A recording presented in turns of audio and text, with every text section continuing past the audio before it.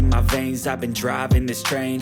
Years in this lane, there's no stopping this flame. Cause I came to the game and I changed it to play how I like, rearrange. Salut tout le monde, c'est Petitpox. Aujourd'hui, on se retrouve pour une petite review d'un Deep Stack Hold'em 5€ que j'ai joué il y a quelque chose comme 2 mois, un truc comme ça.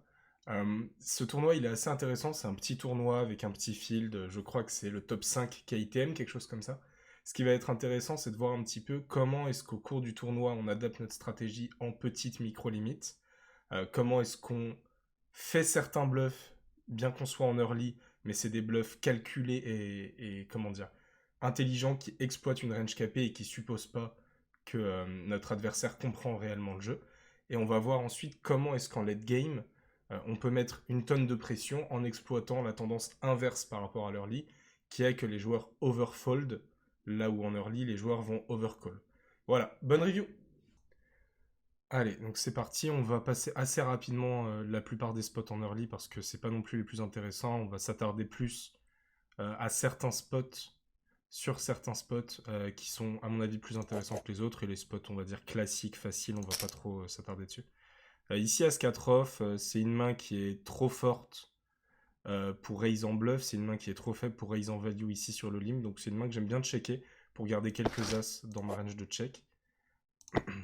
Là, quand il check, très souvent le field n'a pas de dame, n'a pas de valet, il a des hauteurs as, il a des hauteurs roi, il a des 7 et 8, des 8 peut-être des 8 et 9, je pense que 8 et 9 il peut bet, mais il a des mains qui n'ont rien touché ou qui ont de la showdown value avec une bonne hauteur, a priori.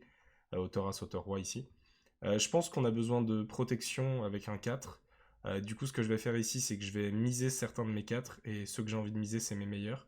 Et miser ici As-4, ça permet par exemple de value sur une main comme Roi 10, qu'aurait décidé de checker, de value sur SI. Si un As tombe, ça me fera double paire et je lui prendrai énormément. Et c'est pour ça qu'en fait, ça va être intéressant de bet ici As-4 par rapport à une main comme 10 et 4. Parce que quand je bet As-4, je suis call par SI. Si tombe As, je prends une tonne.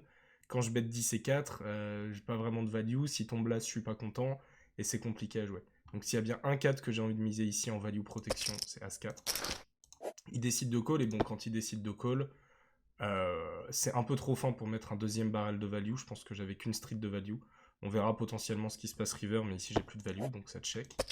Et là il mise 2,5, bon, il peut essayer de transformer en bluff une main comme 8 et 9, comme 9 et 10 qu'il a pas bet au flop. Il peut se value cut avec un 4 moins bon potentiellement sur le field, ça m'étonnerait pas. Il peut aussi avoir un valet, une pocket intermédiaire. Je pense qu'il a jamais de dame. Ici je pense qu'on peut call. On bat quand même quelques mains, quelques bluffs et quelques value cut. Il avait paire de 5, GG. Ici on va fold tout simplement. Ici quand ça limp, on va, d'autant plus quand on est en position jamais over limp, quelle que soit notre main, on va toujours jouer en fold ou en raise. Donc ici on va raise. Le bon sizing, je pense qu'on peut même faire plus cher à ces stack size là. On peut faire 5 blindes, même 6 blindes, ça ne me choquerait pas.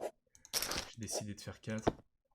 Et ici, bon, c'est pas un board que j'ai nécessairement envie de c-bet, surtout contre une range de limper. Maintenant, c'est un profil probablement très passif qui va overfold de mutant, qui a probablement des rois 4 suités à carreau dans sa range ici. Donc finalement, il a beaucoup d'autofold, bien qu'on ait l'impression que ça connecte sa range, puisque les limpers ont beaucoup de valets, de 10, de dames. Je pense également qu'ils ont beaucoup d'autres mains, des as X suités, des rois X suités, des petites pockets, et toutes ces mains-là, j'ai envie de mettre la pression dès maintenant, donc je vais miser. Pas besoin de faire cher pour faire folder toutes ces mains. Ok, ici, bon, j'aurais pu open le 7-5 suité, mais j'ai décidé de fold en early pour jouer plus simple et attendre de voir les tendances de la table. Ici, c'est un peu le même spot que As-4 off. Maintenant, je pense que As-8 off, c'est assez fort pour raise en value ici. On pourrait checker aussi. Ok, fold. Ici, bon, bah, comme le As-6 suité de tout à l'heure, on va raise le limp. Ok, bon. Et là, quand ça donc bet relance, on va simplement fold, fold, fold. Ok, encore des limps ici, je pense qu'on n'a aucun intérêt à relancer avec cette main, on va checker tranquillement. Et ici on va fold. Ici on va limper en BVB, bon, il y a des limps avant. Contrairement à quand on est au bouton où on a intérêt à relancer, puisqu'on a un avantage, parce qu'on sait mieux jouer probablement que les limpers, sans prétention, et qu'en plus, on a la position, qui est quand même un facteur assez cool. Là on est hors de position avec une main poubelle, donc on va juste se coucher. Ici on va open le bouton bien sûr. Ici sur As-4-8, je pense que j'ai un c-bet range, et c'est d'autant plus intéressant avec des mains comme hauteur-dame qui font directement coucher des meilleures hauteurs-dame, comme dame-valet, potentiellement comme roi-dame, et qui fait coucher des hauteurs-rois, tous les rois en fait. toutes les hauteurs rois random, les rois 5 suités à carreau, les rois 9 off, toutes ces mains-là, je les fais folder maintenant, donc je suis content de miser ici ce combo. Pas besoin de faire cher, tire-pot suffit. Parfait, ici ça fold. Valet 8 off ici, on va défendre. Ici, on n'a aucun donk bet, donc on va checker. Quand il bet ici, il a des valets meilleurs que nous, mais il a aussi tonne de roi 10, dame 10, A6 suité à trèfle, A6 suité à cœur, 8 et 9, potentiellement qui peut miser des As 9, des rois 9. Enfin bon, bref, on bat énormément de mains, donc easy call, aucun intérêt à relancer ici. On a un valet, mais le kicker est trop mauvais. Ici, on n'a pas de donk bet, je pense. Et quand il check, bon, très souvent, je m'attends à ce qu'il n'ait pas de flush, qu'il n'ait pas de valet. Il peut avoir un 9, potentiellement, qu'il a joué comme ça. Il peut avoir des pockets, pocket 7, pocket 8, par exemple, pocket 5, potentiellement. Il peut avoir des hauteurs as également. Ici, je pense que toutes ces mains-là, sauf peut-être hauteur as, il va me les payer pour cher. Parce que j'aurai jamais de valet dans sa tête. Donc j'aime bien faire cher ici, ça me va. On aurait peut-être pu faire petit pour faire call less high, mais ça me va de target une range un peu plus strong. Ici, bon, j'ai double backdoor, une over. Je pense que je vais call en position et puis aviser turn river. J'ai suffisamment d'équité pour call et vu que j'ai la position, je pourrais le bluffer potentiellement s'il check-check, s'il y a ce genre de situation. Ici, il check. Bon, bien que j'ai touché mon roi, j'ai pas tonne de value non plus. Je pourrais peut-être value sur un valet, mais c'est un peu fin, je pense. Donc avec roi 8, je vais check et avec un meilleur roi, j'aurais peut-être bet. Et là, sur la doublette du valet, j'ai un peu de value. Je dois pouvoir faire un tiers pot pour prendre de la value sur un 5, un 6, hauteur as, pocket 9, des mains comme ça. Ok, il call et pocket 8, on call, parfait. Ok, 10 et 2 suités, si ça fold, on va limper en DDB. Ici, sur 9 dames roi, on a hauteur 10, on joue rien, à part les... Enfin, on joue les gutshots, mais je veux dire, on a une hauteur 10, donc on est très souvent directement derrière. Donc c'est un bon combo à utiliser pour stab directement. On se fait call. Je pense que les joueurs vont overcall ces situations quand même, malgré tout. Dès qu'ils ont un bout de 7 et 8, un valet dans la main, un 10 dans la main, potentiellement SI il va overcall aussi. Donc là, je pense bien que la turn change rien. J'ai un bon deuxième barrel pour pressure toutes les mains que je viens de citer. Et les faire folder directement. Et river, on avisera. Je pense que je give up si ça rentre pas river. Parce que les joueurs call pas non plus de barrel avec rien du tout. Et ici, easy open. As-dame suité, pareil. 3 dames 10, je pense que c'est un board que j'ai envie de checker à haute fréquence. Parce que notre adversaire qui flatte au bouton a beaucoup de mains qui connectent cette range. Des dames X, des 10X, des rois valets, des mains comme ça. Donc j'ai bien envie de le laisser prendre l'agression. En revanche, ce combo top pair, top kicker, c'est un combo que je vais check raise pour value sur toutes les mains que j'ai citées, les rois valets, les valets 10, les rois dames, les dames 9, les potentiellement valet 9, valet 8 suité, des mains comme ça. Donc ici on raise, il nous call.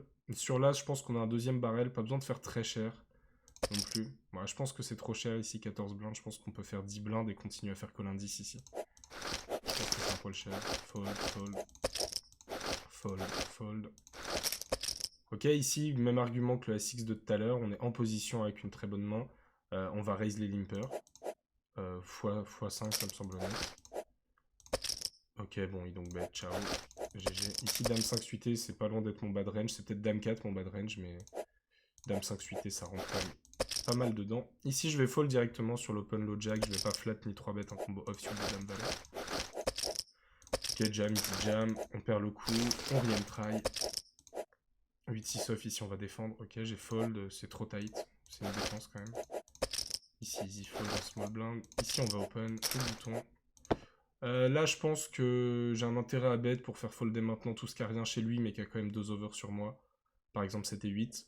Je fais folder hauteur as directement, potentiellement chez certains, c'est pas sûr non plus.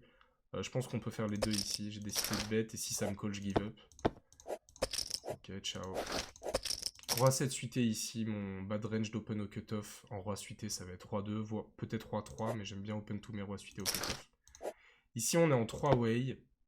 Je pense qu'ici, on peut checker pour les laisser, pour voir ce qu'ils font, parce que ce qu'on comprend en fait avec ces joueurs-là, c'est que très souvent, avec leur mise, ils nous donnent la force de leur main. Et si on nous donne la force de la main, c'est facile à jouer. Plutôt que de nous-mêmes miser tiers pot, head call et pas trop savoir se situer, dans les multi-way, d'autant plus contre les fiches, je préfère checker et puis attendre de voir ce qui se passe.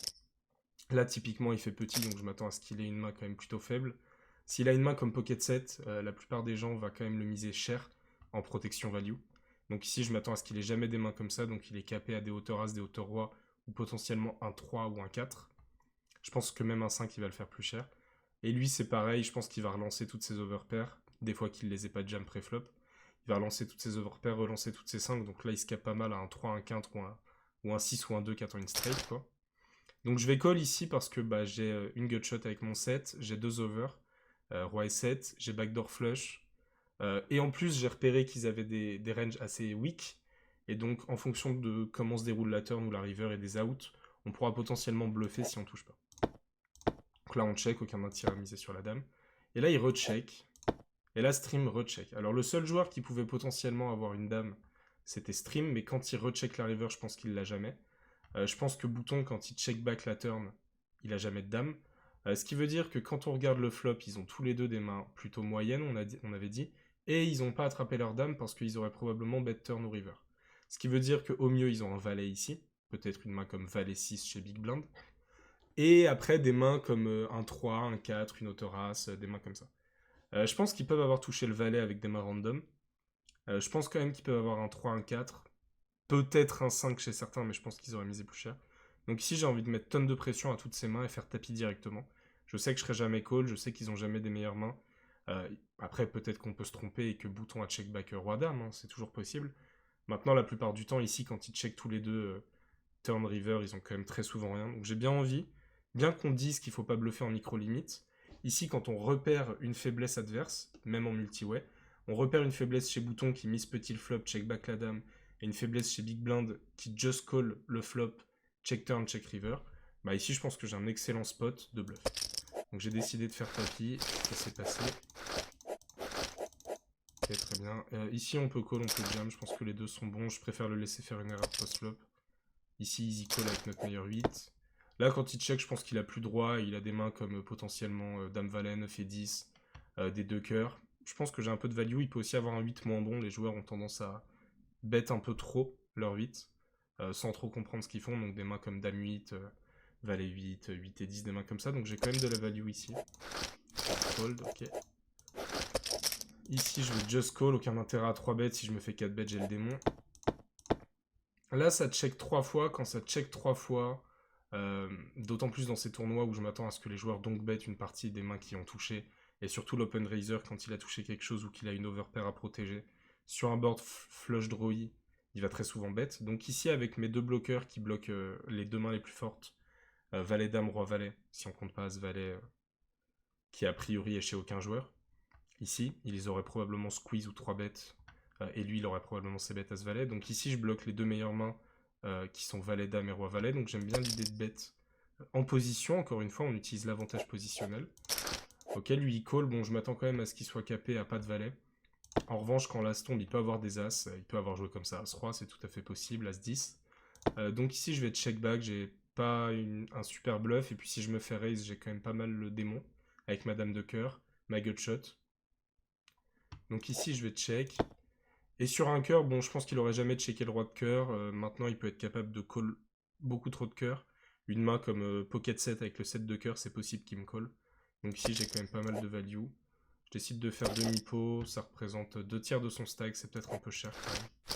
Mais ça me va, je pense que si on estime que les joueurs overcall, ça me va. Et je pense que c'est le cas, d'autant plus en micro-limite. En early. Ok, tout ça en fold, ça en open. Ici, Bob Smoke, je me souviens que c'est un joueur qui en fout un peu partout, qui est un peu over-agressif et qui comprend pas trop ce qu'il fait. Donc ici, je vais bet pour value sur tous les 10 moins bons, sur les deux pics. Et de temps en temps, il va me raise avec des mains random et je serais très content de payer ici contre cet adversaire. Oui, d'ailleurs, c'est ce qu'il fait. On call. Ici, quand il check, je m'attends à ce qu'il ait jamais d'as parce que sur le double flush draw, il va très souvent le miser. Potentiellement, il peut avoir un 2, il a le droit de check raise un 2 ici, mais je pense que le field va pas assez le faire. Ce qui veut dire que la plupart de ses bluffs ici, ça va être des 2 pics. Il a des value cut avec des 10 qui raise. Il va raise une bonne partie de ses as et après des bluffs complètement random. Je pense que je vais le laisser bluffer river et checker cette turn. Et là sur le valet, j'ai pas énormément de value honnêtement. Contre sa range de raise, soit il a un pur bluff, soit il a un truc meilleur que moi avec un as, un 10, potentiellement un valet random s'il a raise une main comme valet dame. Et il avait raise une main comme valet 4 off avec le valet de pique. Bon, Au moins, il met de l'agressivité dans son jeu, hein, mais c'est pour ça que contre ce genre de profil, on est content de call seconde paire, là où contre d'autres profils en early, dans ces tournois, je vais folder un as, quoi. Donc ça dépend vraiment du profiling. Roi 5 suité, j'aurais pu l'open au low jack. Ok, as 8 off en BVB. Bon, je vais pas rentrer trop dans le détail, mais à 20 blindes, on a une strat de limp, ou d'all-in, ou de fold. Et as 8 off, ça rentre typiquement dans les mains qu'on a envie de jam directement. C'est ce que je fais. As 3 en open, ok. Fold, as dame ici, on va open. Contre lui, je peux tout faire. Je pense que je peux miser, je peux bet, je peux check ici. Il call. Cette carte, elle est pas exceptionnelle parce que elle fait rentrer valet dame, elle fait rentrer des 2 carreaux. J'ai pas de bloqueur carreau. Maintenant, je pense que les joueurs en fait en micro, il faut pas non plus trop leur mettre des ranges trop bien construites. Et je pense qu'ici, il y a certains joueurs qui ont encore des flats comme valet 10 off, typiquement. Des mains comme roi 10 off qui peut flat, c'est pas une erreur a priori, mais je pense que les joueurs le font un peu trop. Même roi 9 off, beaucoup trop d'as aussi. Tous les as inférieurs, et je pense que les joueurs sont incapables de les folder. Ici, je pense que du coup, on peut faire les deux entre check et miser. J'ai décidé de checker. Maintenant, quand il fait demi-pot, je pense qu'il aurait fait plus cher avec une flush. Je pense qu'il aurait fait plus cher avec un brelan, avec une double paire. Donc ici, je pense qu'il a tous les jours un as ou un roi ou potentiellement un 10. J'ai bien envie de jam parce que ces joueurs-là, s'il a un As-X avec un carreau random, un roi X avec un carreau ou un 10X avec un carreau, il va tout call. En revanche, s'il a par exemple valet 10 avec le valet de carreau et que tombe une brick river, il y a moyen qu'il me la fold. Donc je pense que toute la value se prend maintenant et j'ai bien envie de raise à tapis directement. Et il me call As-6, donc typiquement le genre de main que j'ai cité, As-6 avec le 6 de carreau. J'ai... Ok, ici on va check. On pourrait raise potentiellement, mais hauteur 10, connecté avec le 7, je pense que c'est assez fort pour checker. Easy fold ici. Fold, pardon. Ok, ça open avant, on va fold en position. Fold, fold. Ici on va fold sur le tapis. Ici il open shove 6 blindes ennemis. Si j'avais été en BVB, j'aurais open shove ce combo. Là, bon, du coup, Big Blind me fait pas si peur que ça. J'ai quand même une main tout à fait honnête pour jam 20 blindes en SB. Et puis la range de boutons, c'est quoi? Bah, c'est beaucoup de mains quand même. Il va jam des rois jusqu'à roi 5 suité, peut-être même tous les rois suités. Beaucoup de dames, beaucoup d'as moins bons, beaucoup de pockets inférieurs contre qui je suis en flip. Et puis s'il a mieux, GG. Voilà, donc 9 et 10, ça gagne, GG. 9 et 7 off, je pense que j'aurais pu l'open au bouton. Parce que les joueurs overfold, là on commence à arriver en late game, et les joueurs overfold de mutants en late game, donc je suis très content d'open ces combos. Je pense que c'est une erreur de ne pas l'avoir fait. Ok, sur un jam, low jack, 10 blindes, je pense que les joueurs sont quand même assez strong, overfold. Ici c'est intéressant, j'ai pas du tout envie de relancer et qu'il y ait un mec qui me just call et d'avoir un board 9 roi 4 quoi. Je pense qu'ici, je peux tout faire. Enfin, je pourrais relancer et me mettre dans un spot un poil compliqué. Maintenant, je pense que la meilleure option ici, c'est de jam directement. J'aurais peut-être relancé Saizé avec Pocket 9, mais Pocket 8, ça doit être limite. Je dois avoir le droit de relancer Saizé, mais ça me semble un poil trop faible et trop chiant à jouer comme ça. Ici, easy jam. Quand il limp 12 blindes deep, on va jam tous nos as.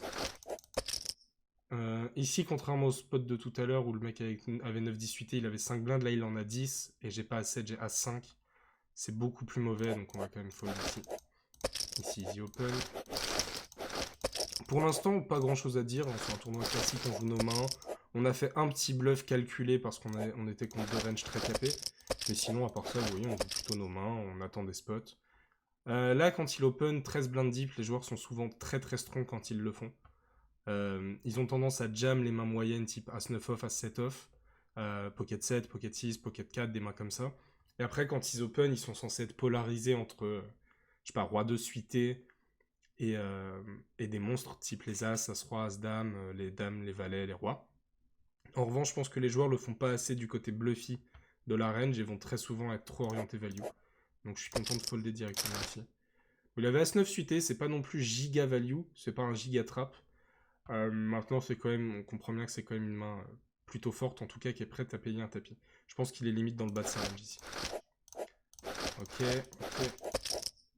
Là, on arrive aux portes de la table finale, donc bientôt on va commencer à mettre de la pression. Parce qu'il faut bien comprendre qu'en micro-limite et en petite limite, les joueurs ont envie de faire table finale, plus qu'ils sont dans une stratégie de bankroll management intelligente pour aller chercher des premières places, équilibrer les fois où ils font pas item, etc. Le récréatif complet, le fiche complet, même certains petits réguliers qui voient pas encore le jeu exactement comme il faut, vont avoir tendance à jouer la table finale, vont avoir tendance à overjouer les paliers, les mains comme ça, pour pouvoir dire j'ai fait une table finale, quoi. Mentalement, c'est cool. Donc on va bientôt commencer à exploiter cette chose-là et à mettre beaucoup de pression. Ici, 7-9 off, je dois checker, j'ai un bon bluff catcher. J'ai décidé de miser, je pense que c'est une connerie, je value pas sur assez de 9 moins bon. Je préfère bet ici une main comme Roi 9, Dame 9, potentiellement Valet 9, mais 7 et 9 c'est trop faible, j'ai pas assez de value. Maintenant je suis dans un coup de merde, je suis obligé de checker une tonne de turn, j'ai pas de value, et puis je pourrais pas call avec un 9 aussi mauvais river. Je dois checker ici. Ok, donc là, il me semble que c'est la première main où on va commencer à mettre de la pression. Lui, on a vu qu'il avait pas mal d'open, il est assez actif quand même depuis tout à l'heure. Maintenant, je pense qu'il a quand même pas envie, juste avant la table finale, on est bulle de table finale, de perdre 17 blindes. Et donc, dans ces situations, c'est typiquement des spots où je vais rejam une tonne parce que j'ai beaucoup de fold d'équité avec mes 17 bébés. S'il call et qu'il perd, il se retrouve à 5 bébés, 6 bébés, 7 bébés. Du coup, il va quand même réfléchir à 2 fois avant de call. Il va call une range giga strong. Et bon, il faut quand même pas le faire any tout non plus, mais dame 8 suité, c'est une main tout à fait ok pour le faire à mon avis. C'est hors théorie, je pense que c'est trop loose pour le faire en vrai de vrai. Maintenant, contre des profils qui overfold, je pense que c'est tout à fait ok, et c'est là qu'on exploite, et c'est là qu'on va chercher des premières places. On exploite ici, et on va prendre les 4 blindes qui sont au milieu, très souvent, en essayant de restyle ici. Et c'est ce qui se passe, et avoir ce stack, en fait, 4 blindes ici, c'est quand même énorme, on se rend compte que c'est... J'avais 17 bébés, je passe à 20 bébés, 20,5 bébés, c'est 20% de notre tapis, quoi. C'est énorme et ça va nous permettre d'aller plus loin et de mettre beaucoup plus de pression dans les phases finales. Et c'est ça qu'on cherche. Quitte à bust maintenant ici, en fait, sur mon dame 8 suité, je préfère bust maintenant, mais à côté de ça, avoir une chance d'avoir 21 blindes, voire de double up et d'en avoir 30, quoi. Donc en fait, ici, c'est les moments où nous, on est prêt à prendre des risques. Et ce que les joueurs font pas, c'est la prise de risque dans ces stades de tournoi. Et si nous, on est prêt à les faire, il faut que ce soit calculé. Alors, on va beaucoup plus souvent aller chercher des premières ou des deuxièmes places. Avec une stratégie trop passive, on va très souvent faire table finale, très souvent faire ITM, mais très souvent bust 7ème, 5ème, 6ème, jamais beaucoup mieux, quoi. Ok, donc là, on est reparti. La bulle, je crois que c'est le top 5. Le top 5 est ITM, donc là, on n'est pas encore ITM. Faut pas se dire, je vais attendre l'ITM, machin. Nous, ce qu'on cherche, c'est la première place. C'est sur les premières places que tout l'argent se fait dans les tournois de poker. Et donc, on va mettre un maximum de pression à des joueurs qui sont un peu trop passifs et qui vont overfold. Ici, du coup, j'ai envie de jam ce combo. Il y a l'option qui est, à mon avis, tout à fait honnête, hein, de just call.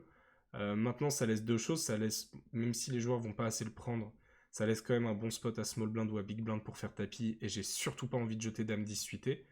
Au-delà de ça, Kevin, on a vu qu'il était assez actif, et en plus de ça, j'ai quand même un combo tout à fait honnête ici. Si je me fais call, j'ai toujours de l'équité, j'ai 2 bons bloqueurs sur sa range forte, donc je vais quand même souvent le faire fold. Donc voilà, et ces spots-là, c'est des spots super importants à prendre.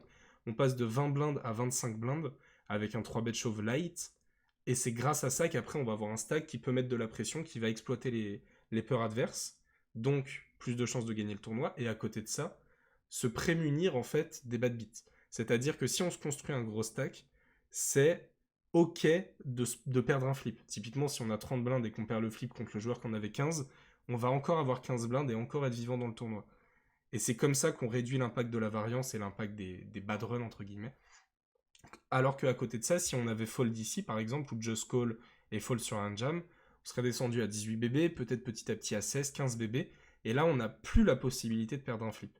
Et c'est pour ça que c'est intéressant de prendre un maximum de coups, et ce dès le début du tournoi, pour gratter des jetons, et se laisser la possibilité derrière d'avoir un matelas de secours pour quand on perd un flip.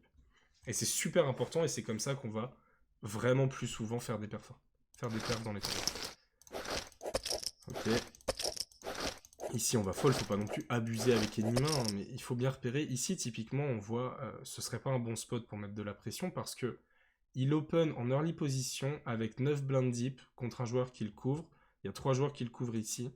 On n'est pas loin de la bulle. Ici, c'est très souvent des ranges très strong. Le mec va pas mettre 30% de son tapis avec n'importe quoi ici.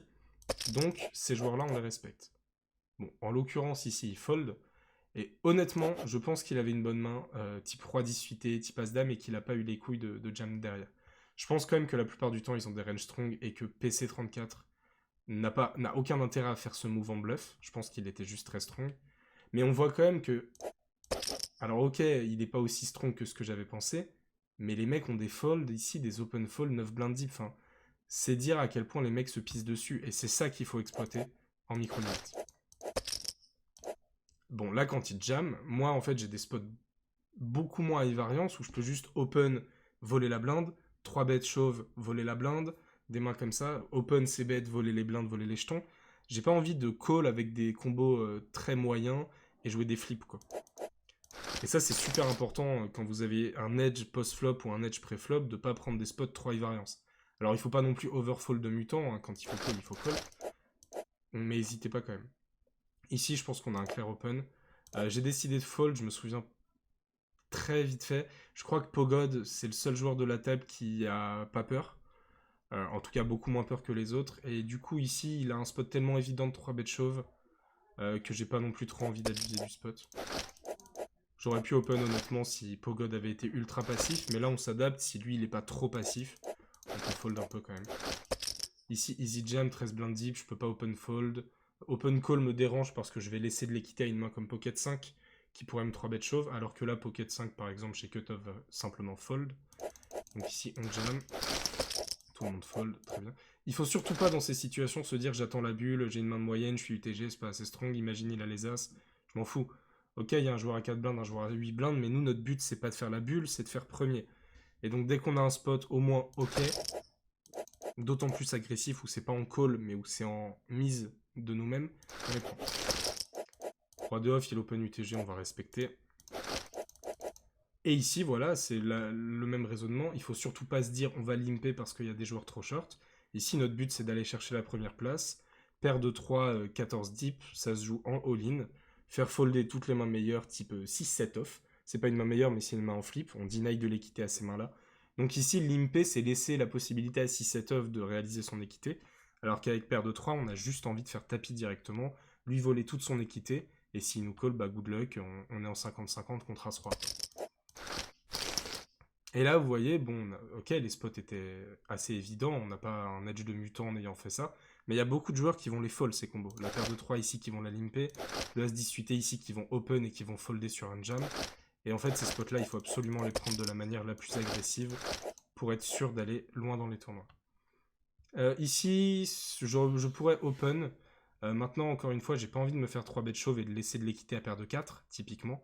Et donc ici, je vais plus polariser ma range d'open 15 blind deep entre des mains très strong et des mains très faibles, c'est-à-dire des bloqueurs qui sont prêts à fold sur un raise assez facilement.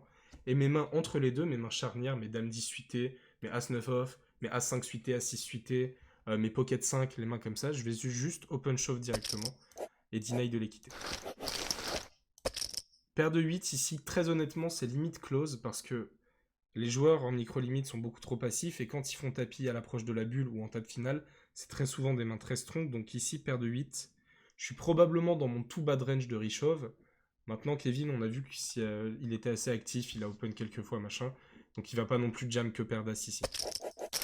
Titi, moi, ça fait 1 heure qu'il fold, il a 2 blindes, il y a moyen qu'il jam que paire d'as, quoi.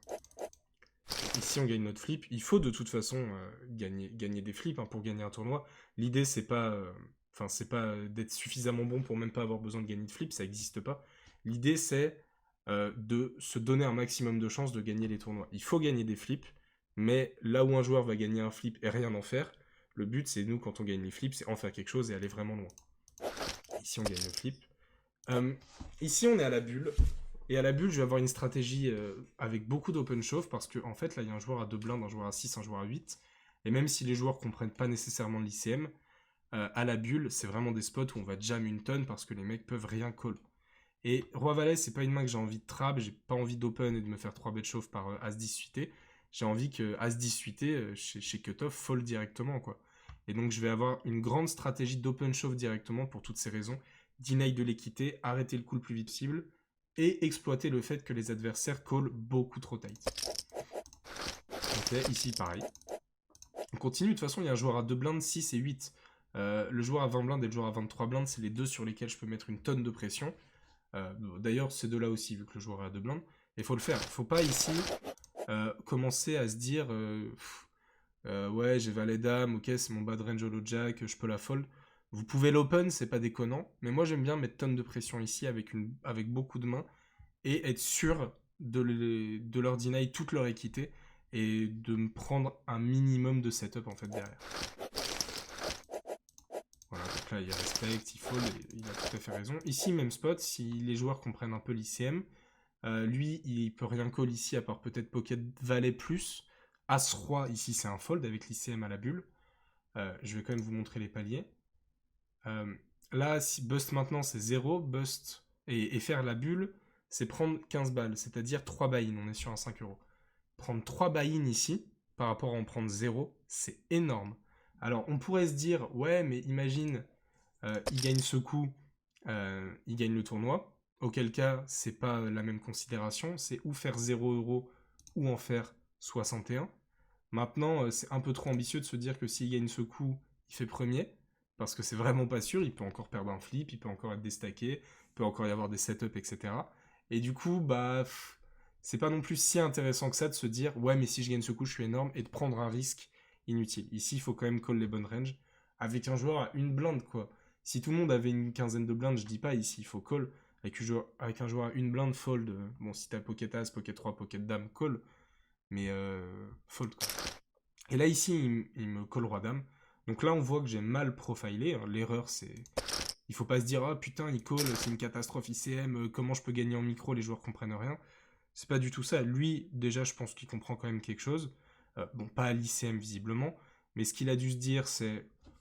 Si je gagne ce coup, je fais premier du tournoi, et c'est plus intéressant parce que je sais que Tipox ici, il fait que de tapis depuis tout à l'heure, donc il a Any2 ici. Roi-Dame contre Any2, c'est pas si mal. Maintenant, c'est pas non plus exceptionnel, quoi. Roi-Dame contre Any2. Donc ici, lui, on voit avec son call qu'il a beaucoup moins peur que les autres, et c'est ce que je disais tout à l'heure avec l'Open Valet 5 suité que j'ai pas pris. Ce joueur-là, il est largement gagnant, il sait jouer en micro-limite, nanani. Il a des leaks d'ICM, la preuve, il call Roi-Dame off ici, mais c'est pas non plus l'enfer, quoi. Ici, il faut juste moi que je m'adapte et que je jamme pas Roi-3 suité contre ce profil en particulier. Je vais quand même vous montrer rapidement. Roi-Dame off. Hop, Roi-Dame off contre toute la range. Si on suppose que je jam Any2. Il a 61% d'équité. Vous voyez, c'est pas non plus énorme. Il crush pas ma range. 61% d'équité, ça veut dire qu'il a quand même 40% de chance de bust maintenant. C'est énorme. Enfin, bust maintenant alors que le palier vaut 3 blindes, c'est une catastrophe sans call. Mais bon, je comprends l'idée et l'erreur vient de moi. Elle vient pas de lui.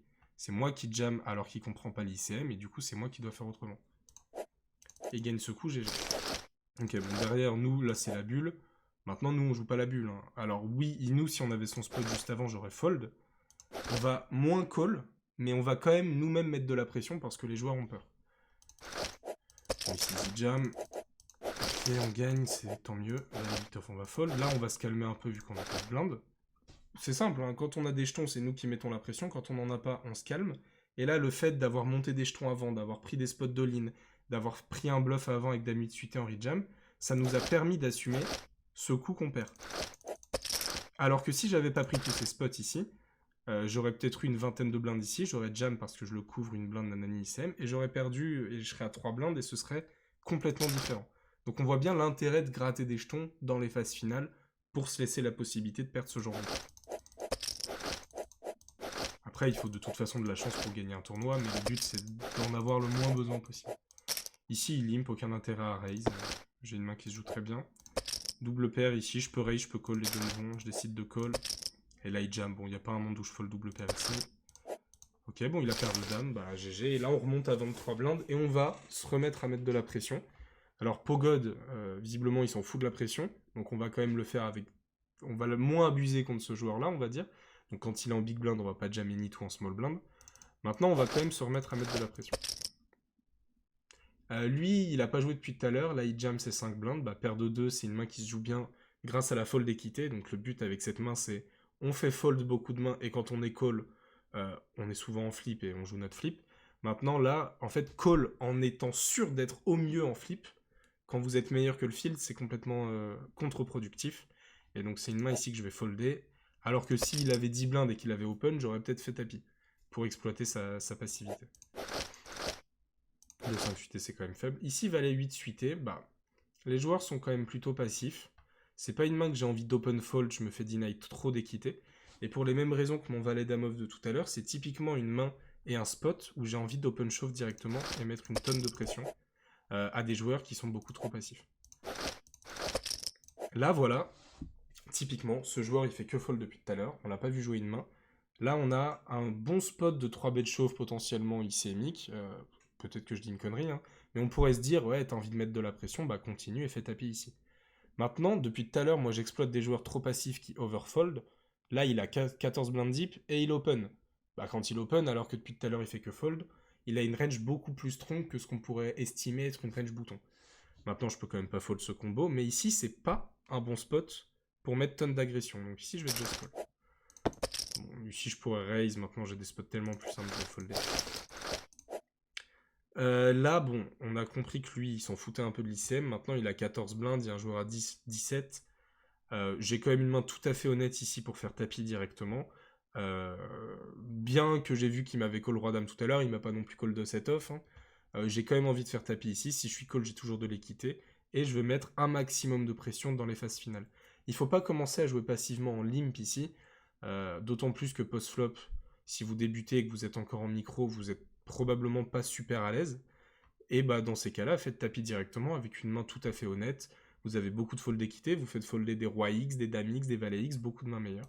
Donc c'est très intéressant ici de faire tapis. Bon là c'est peut-être un poil du foutage de gueule de faire tapis, mais ça me choquerait même pas. Bon voilà, et du coup je décide de split ma range entre des open shove avec des mains où je suis pas content de me faire 3 bêtes shove, comme valet dame, comme valet 8 suité. Et quand j'ai une main quand même trop faible pour faire tapis directement, je vais simplement open. Ici j'open. Il a just call, je pense qu'il a peu de droits très forts, peu de mains très fortes, aucune pocket a priori. Moi j'ai une gut shot, donc ici je vais c-bet et continuer l'agression. Pas besoin de faire cher contre un stack qui a 13 blindes, de toute façon les joueurs overfold. Là voilà, même spot, j'ai envie de faire tapis directement. Leur deny complètement leur équité. M'éviter un spot où j'open, le mec défend, il a 5-10 off, il touche son 10 et j'ai le seum. En fait ici, bah, quand j'ai des mains moyennes qui n'ont pas envie de laisser les autres réaliser leur équité, je me répète, hein, mais c'est fondamental. C'est fondamental, et d'autant plus en micro-limite, même si ce concept est vrai assez partout. Ces mains-là, typiquement, j'ai envie de les jam directement. Bon, là, il jam, on va fold. Ici, on continue notre strat, d'autant plus que lui, on a vu qu'il pouvait call à peu près des mains, on va dire, larges. Donc, je vais jam directement. Ici, on continue. J'aurais pu just open comme le 7-8 off de tout à l'heure, honnêtement. Mais là, vraiment, tant que les mecs, ils collent rien et que je vois aucun showdown et que je vois aucune agressivité, j'en fous partout en late game. Les joueurs overfold de Titan, bah j'en fous partout. Pas de soucis. Là, j'aurais encore pu jam. Bon, cut-off, c'est peut-être un poil ambitieux, mais j'aurais même pu le faire. Et derrière, en plus, ce que ça va montrer, ça c'est de lever implicite, c'est que vu que vous en foutez partout, les joueurs vont avoir peur de vous et vont beaucoup moins open sur votre big blind, beaucoup moins vous limper, etc. Et là, on me laisse un walk gratos, alors que le joueur a 5 blindes. Bon, il y a un joueur à 1 blinde. Je dis pas que c'est mal joué, je dis juste que les joueurs vont overfold de mutants en late game. Et vraiment, on le voit, là, depuis tout à l'heure, je fais que de faire tapis, il fold le temps. Ok, bon, voilà. Et là, on est en 3 way. Bon, la strat est un poil différent. J'aurais pu limper, honnêtement, valet 3 ici. Ici, derrière, bon, on open. J'ai pas envie d'open shove cette main, elle est trop forte. J'aurais peut-être open shove une pocket 4, mais je vais pas open shove à strat suité. C'est jam, on call. On gagne le flip. Il faut gagner des flips de toute façon, il n'y a pas de secret. Mais vous voyez, lui, il nous a call son roi-dame de tout à l'heure. Il nous a call son roi-dame de tout à l'heure en se disant, bon bah, je pense que c'est ce qu'il s'est dit, puisque c'est un bon joueur, a priori d'habitude. Il s'est dit, si je gagne le tournoi. Bah, il y a quand même besoin de gagner des flips derrière, dans tous les cas, donc il faut pas prendre des spots trop débiles non plus. Et nous, on s'est refait, on est remonté, on a chaté 6 et 7 où le mec avait limpé les dames, et voilà quoi. Il faut gagner des flips, mais le fait d'être giga agressif va quand même augmenter largement la probabilité d'aller loin. Et derrière, on se retrouve avec un stack monstrueux en heads up. Parce qu'il y a un autre avantage à mettre beaucoup de pression, le but c'est d'arriver en heads up avec 5 fois le stack de l'adversaire. Et étant donné que l'écart entre le premier et le deuxième est souvent assez conséquent, là vous voyez, bon, c'est un petit field, donc c'est que 4 buy-in, mais en soi, c'est 50% de plus, ce que gagne le premier par rapport au deuxième. 50% de plus, c'est énorme, et si vous mettez tonnes de pression, vous allez tellement gagner souvent votre heads-up parce que vous serez énorme contre un joueur qui a que dalle, que c'est super rentable, quitte à bust 4ème, 5ème de temps en temps en prenant trop de risques. C'est super rentable parce que quand vous faites premier, quand vous arrivez en heads-up, vous êtes énorme et vous gagnez pratiquement tout le temps le tournoi. Bon, et derrière, je vais pas m'attarder sur le heads-up, c'est pas intéressant. Ici, j'ai juste attendu une main pour le terminer. Voilà, et bon, on gagne notre flip, et ça gagne le tournoi. Voilà, donc on a bien vu, début de tournoi plutôt tranquille, plutôt en value, un petit bluff par-ci par-là quand on repère qu'il faut le faire. Mais dans l'ensemble, c'est vraiment en late game qu'on met une tonne de pression, qu'on agresse une tonne. On n'hésite pas à faire tapis avec beaucoup de mains contre des profils qui overfold. Et quand on repère des profils qui se défendent, bah on shutdown l'agression complètement. Et quand on repère des profils qui ont beaucoup moins peur que les autres, contre eux, on va un peu moins faire de conneries. Typiquement, si j'avais repéré avant que le joueur qui m'a call roi dame en BVB à la bulle était le genre de joueur à call roi dame, j'aurais limpé mon roi 3 suité. Donc là, une petite erreur de profiling. Mais dans l'ensemble, sur ces fields-là, en late game, les joueurs sont trop passifs et vous aurez raison de faire des moves le plus agressifs possible. Voilà, j'espère que vous avez appris quand même 2-3 trucs sur comment gérer les micros, sur comment réussir à être agressif avec quand même des bons combos. Hein. J'ai jamais jam de set-off ici. J'avais que des combos tout à fait honnêtes. Si je me fais call, j'ai de l'équité. Et comment et pourquoi arriver en fin de tournoi avec un plus gros stack et se laisser toutes les chances de notre côté pour gagner le tournoi. Voilà, j'espère que la review vous a plu. À bientôt tout le monde. Ciao. Breaks, feeling lost, feeling great, popping off, singing straight, never stop, never changed. All the squad here to play, and I've got something to say, yeah. I work hard each and every day. I get lost in the words I say.